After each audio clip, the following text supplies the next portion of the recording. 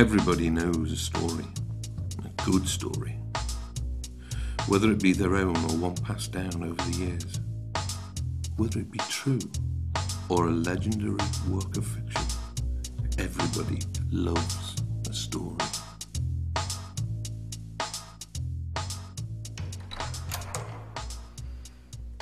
It was just after midnight when it happened. 3 of them, masked, all dressed in black. Dragged me out of bed, put a hood over my head. Next thing I know, I'm in a van. I've never been more terrified in my life. We drove around for what seemed like hours. I only had pyjama bottoms on. I was cold. Really cold. Then we stopped. They dragged me out the van. I could feel mud under my feet as they frog marched me to the place I was going to spend the next 4 days.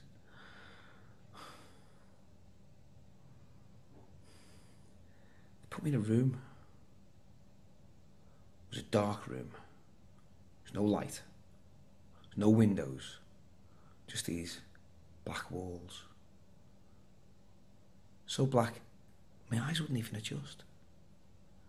And then 3 times a day, they come in with bread and water and a beating. Beatings. Each one just that little bit more sadistic than the last. I thought I was going to die. At times, I wish I was dead. I was struggling more and more every day. Couldn't think straight. I did realise one thing, though. Life. It's a precious thing. Then, without warning, a door opens. I'm beckoned out into what I can only describe as a plush office reception, where there's all these other people sitting round, obviously been through what I've just been through. And then there's people being dragged through with hoods on their head. I wanted to scream, I wanted to shout, but I didn't. Just smiled. I thought to myself, they're in for the time of their life. So I paid me bill, went back to the wife and kids. Fantasy fulfilled. Would I do it again? Yeah, of course I would, but maybe only the 2-day option next time. He was gorgeous. I couldn't wait to finish work just to get to the train station to catch a glimpse of him. Stephen. Well, he wasn't really called Stephen, but it's the name I used in my daydreams, and it was good enough for now. We had a thing, me and Stephen. We'd smile across at each other on the platform, and I just knew something was going to happen. It was bound to. Yeah. Oh, but I'd never make the first move. I'm old-fashioned like that. I'm a lady. He was tall, dark, handsome, but he was casual at the same time, not like all the other suits in the 533. No, he really stood out. Sometimes, when we were sat in a crowded carriage, I just wish everyone else away, just so it was me and him. Like that Tom Cruise film, where he makes love to Rebecca De Mornay on the train. Yes, please. I'd like to be Rebecca De Mornay. And then it just happened. I finished work late because Ferguson gave me extra paperwork, so I had to get the later train. So I got into the empty carriage, and then he got in. It was like slow motion as the train pulled away. I was like, oh my God, this is it. This is the moment we've both been waiting for. And then he came and sat near me. It was like, oh my God. And then he leant in, and he whispered something I will never, ever forget. Give me your purse or else. Bastard. It turns out his real name was Shanksy, and he was a criminal on the Northern Line. He went off with me gold bracelet and £30. Bastard. I can well and truly say, romance is dead. I had everything I ever wanted when I was a kid. Scale Electrics, TCR, Race and Chase. Enough Subbuteo to fill Wembley. Enough Hornby track to fill Euston. I had Action Men, $16 Men, and Evel Knievel. I had the lot. Our house was full of the stuff. If it was new, I had it. Duplicate. Of course, with all this came friends. Lots of friends. I was the most popular kid in my class. Now, my parents, they weren't well off. I mean, far from it. I just had a dad who loved me. A dad who wanted his son to have everything he never had. He must have spent about, 80% of his wages on me every month. Now, you're probably thinking, no kid could be loved that much. Well, it all started one Thursday. There was a flood at our school and we all got sent home. My parents were at work, well, so I thought. I opened the door, threw my bag down and headed upstairs to film my Panini album. That's when I saw her, standing in the kitchen. I froze and stared at her through the banister spindles. Red stilettos, black fishnets and the shortest skirt I've ever seen. Now, I may have only been 9, but I knew what sexy was. And then she turned. Dad. That low-cut top did not hide his ivory chest. The rouge lipstick didn't match his moustache. It was horrific. I felt sick, disgusted. I screamed. He screamed. I raced upstairs before this hideous man-beast could get me. I lay on the bed and waited for the dust to settle. By the time Dad had plucked up the courage to face me, he was, normal again. He told me he did it every Thursday and how it made him feel. I didn't understand. He begged me not to tell. He said Mum would leave him and our family would be destroyed. That's when the bribe started. I didn't care what he did. He was my dad, and I loved him. It's just that I loved Steve Austin more. The idea that people think it's weird doesn't really bother me. It's not like I'm hurting anyone. It all started about 6 years ago. I was reading the obituaries in the local paper when I was drawn to one woman's name. Maria de Nova, 93 years of age, died peacefully in her sleep in the Rivermount nursing home. Why was I drawn to her? The amount of people who had paid their respects to that woman. The amount of space used to acknowledge that woman lived. 2 pages worth. I wanted to know her.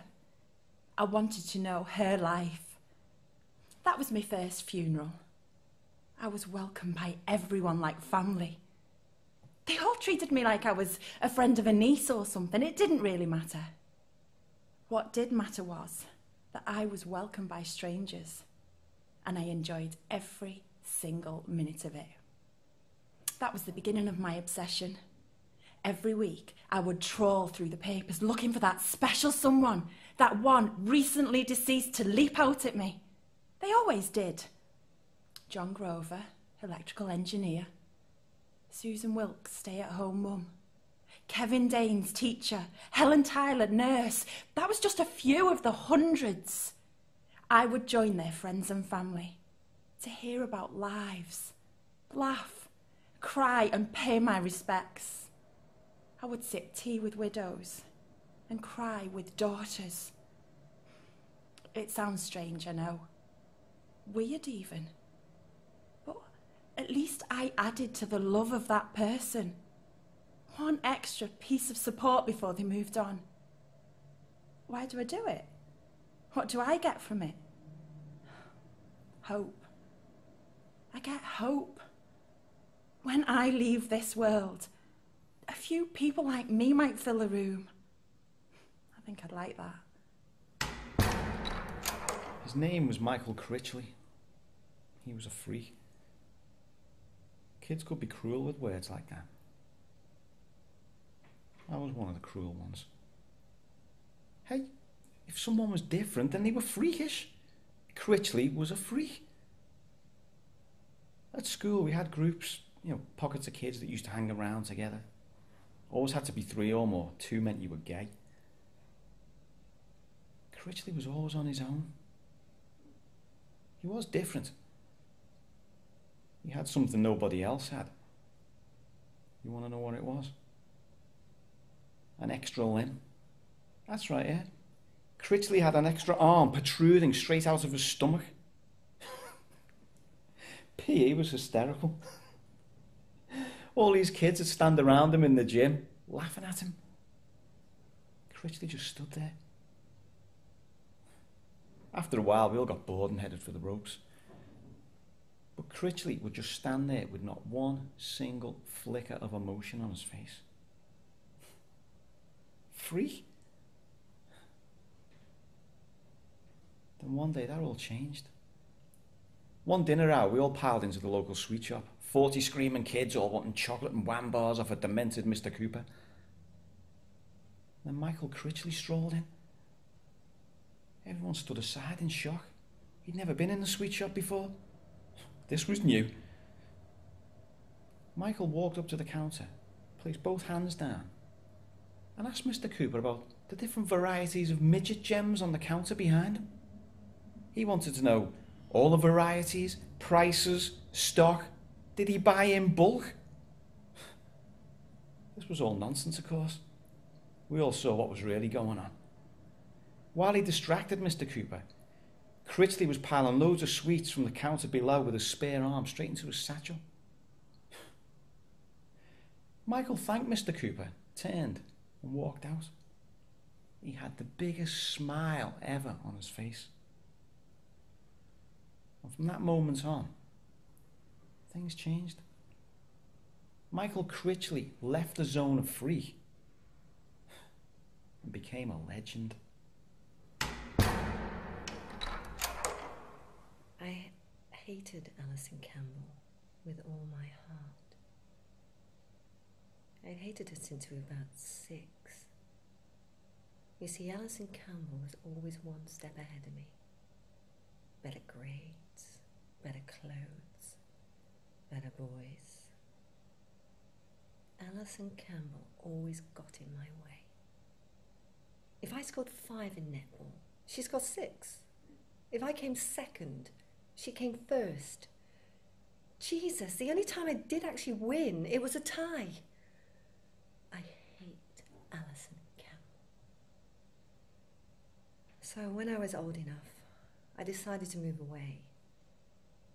Not that I was obsessed by the girl or anything. Okay, maybe just a little. I just wanted to get to a place where I had a clear run at things. I just wanted a fresh start where the odds weren't stacked against me. So I did. University, stunning grades, and a social life to die for. Then marriage, kids, and a great life. Then the perfect job came up back home. I had to go for it. Nothing was going to stand in my way. I had finally stepped out of the shadow of Alison Campbell once and for all and made something of myself. I sat in reception, waiting for my interview. And in she walked, looking gorgeous as usual, dripping in designer gear, and making that very large chip in her shoulder seem very light. I lost it! God, did I lose it. The decades rolled past as I leapt from my chair and I dived at the woman. I kicked, I scratched, I may have been bitten at one point. Oh, God, the blood. So much blood. It felt great! Liberating even. If I wasn't going to get this job, neither was she. I'd finally made my mark in Alison Campbell's life once and for all, if not emotionally, physically.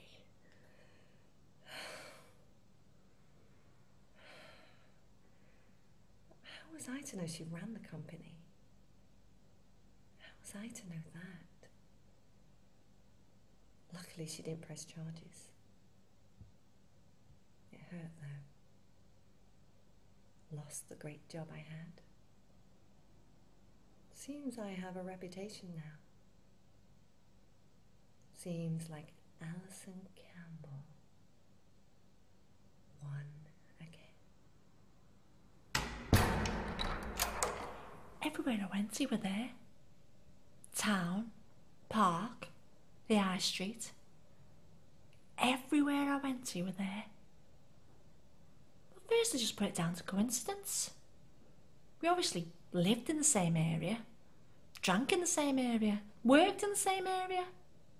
Coincidence? Stuff like that can happen, can't it?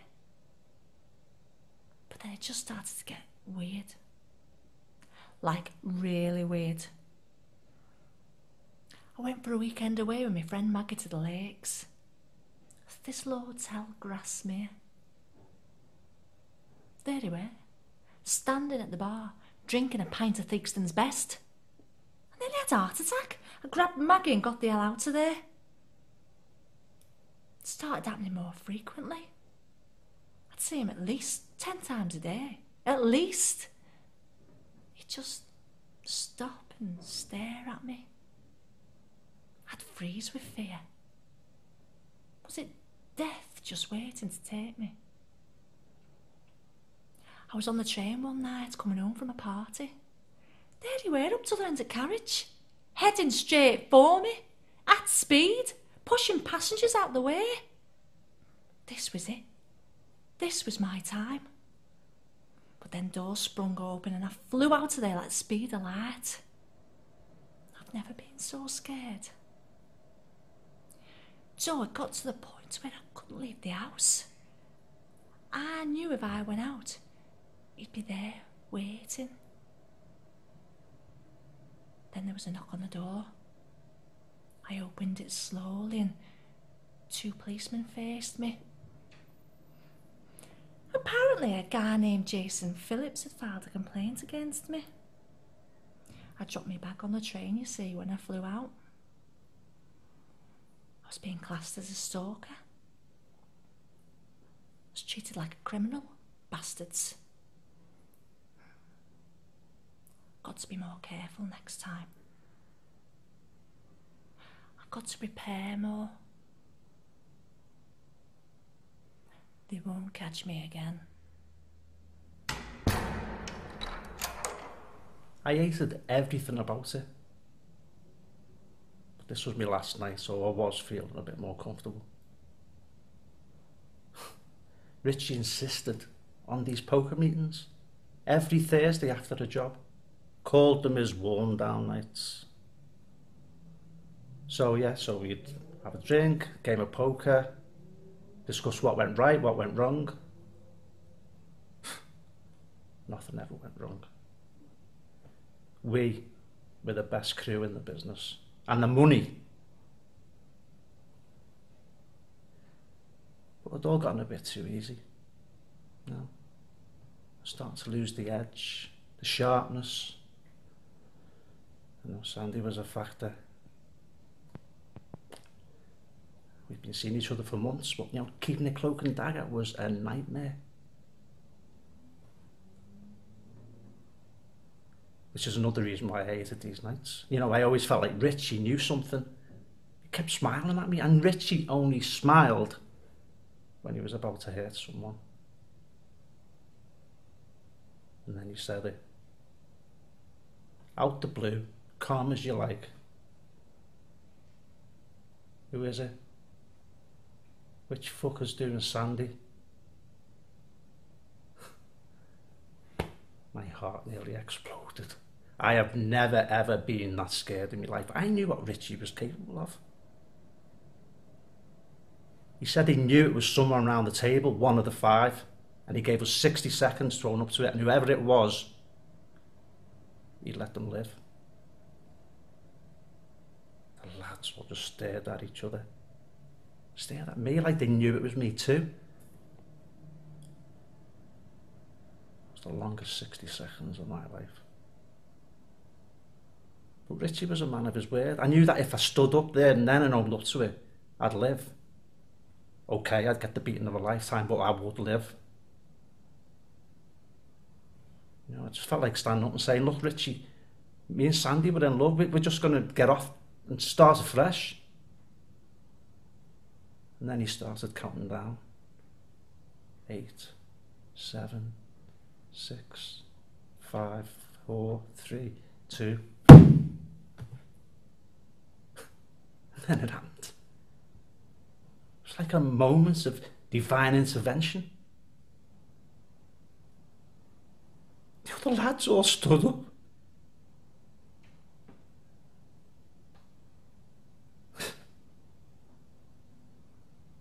We don't have poker nights anymore. But the same with just me and Richie there. He had a total inability to hit the bowl. It was that simple. Grounds for divorce. I'd had enough. I'd simply had enough. Every time I went to the loo, there was pee on the seat. Without fail. And I don't mean a little splash and a small trace. He'd missed completely. It's like he deliberately peed on the seat. The splashes and small traces were on the floor. Now usually I would just clean it up, have a moan to myself, maybe have a little rant that he would laugh off. But not this time. This time I flipped. I flipped big. I've never been so angry. We yelled at each other, and as most heated arguments unfold, many, many things came flooding out. The pee on the toilet seat was now a secondary feature. 6 years of marriage and we'd never had a blowout like that. That's when it happened. I got him so worked up that he actually threw a punch at me. A real punch. A manly punch. Obviously he missed by a country mile. He actually lost his own balance and fell on the floor. That's when we knew he had a problem. The condition is called ataxia, a total lack of coordination, something to do with his trunk. We're still together and the medication's helping a lot. I was told to be patient with him and his poor condition. I even set up safety measures around the home to make it easier for him. No clutter and wide walkways. I even removed the rug Mum bought from the hall to stop him slipping. Although I sometimes feel like putting it back. Sure, he still mucks up from time to time. But we did sort the toilet problem. He now just simply aims for the seat. I was 37 when I first met my gran. 3 a.m. Wednesday morning, bottom of the bed. She was sat there with a huge smile on her face. Didn't flinch, as if he was just meant to be. Michael flinched. In fact, he nearly shit his pants. That's right. It wasn't one of them normal ghostly experiences you have on your own. Oh no, my husband was right there with me. My gran died 52 years ago. She's now 83. She looks pretty well, just like in the photographs. We talked for hours. We talked about Mum, Dad, the kids, what I'd been doing with my life. She looked like she was enjoying every minute of it. I know I was. Michael was a bit annoyed, of course, but it's not every night dead relative comes to visit. Plus, he had to be up early on the Thursday and had a bit of a bad night on the couch with the cat. So when morning broke, she said her goodbyes, walked into the ensuite, was gone. We didn't tell anyone about the visit. Well, we didn't want bloody Derek Acora knocking on the frigging door, did we? It wasn't a terrifying experience. I thought it was quite special, really. Michael wanted to move, or get a priest involved. Every night I came home from bingo, I half expected to see Max Van Sydow stood at the top of the stairs. Oh, we laughed when Gran next came about Michael's reaction. Grandad was crying with laughter. Did I and Grandad came the following week. Hard to keep track nowadays. The whole gang is here. Mum, Dad, Auntie Beryl. It's because of Auntie Beryl that Michael left me in the end. Didn't like her when she was alive.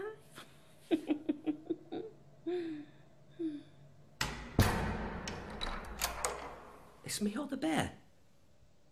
I can't believe she asked me that. I can't believe she actually wanted me to choose between her and Barney. What a pickle.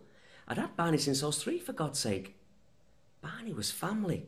We'd been through everything together. I tried to compromise with her.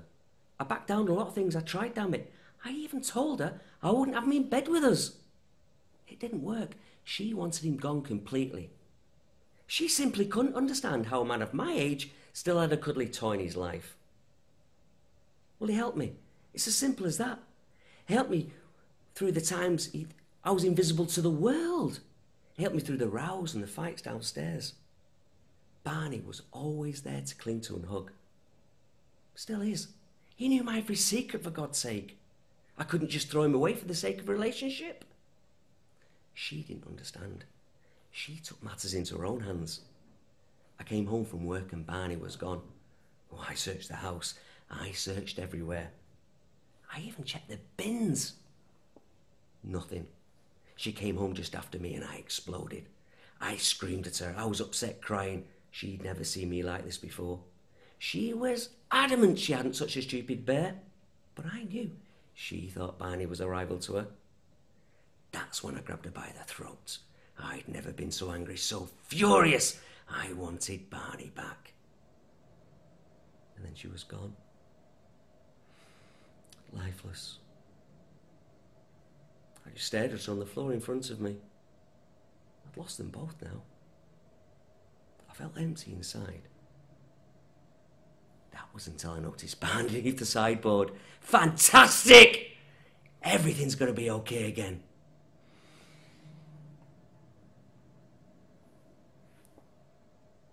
Just another secret to keep.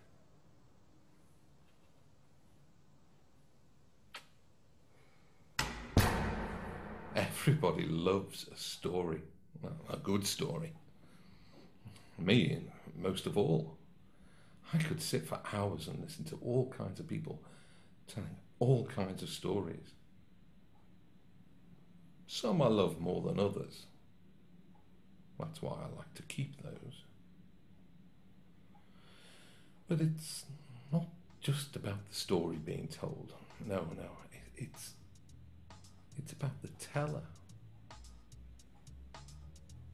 And I like to keep them both. Locked away, so that I can simply open a door and listen anytime I choose. Like flicking through the pages of a book.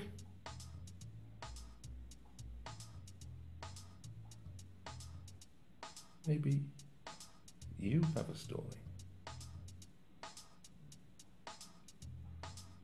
Maybe you'd like to tell me your story. 1, 2, 3, 4. Everyone. Electric, TCR, racing chase. Studio from Wembley. All track from Houston. Live action men, lower men, and